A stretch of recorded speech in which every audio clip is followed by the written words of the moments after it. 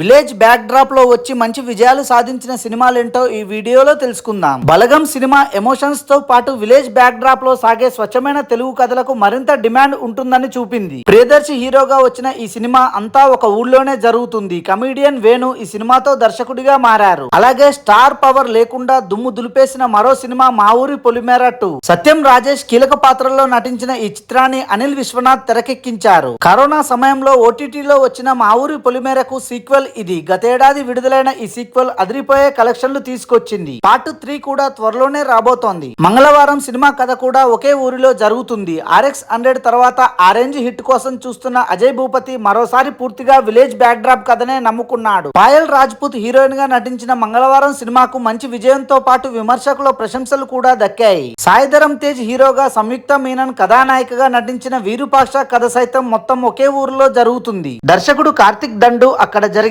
చేతబడులు, దాన్ని ఆపడానికి హీరో పడే కష్టాలు ఇవన్నీ చాలా ఆసక్తికరంగా చూపించాడు. Thanks for watching this video. For more interesting videos please do subscribe.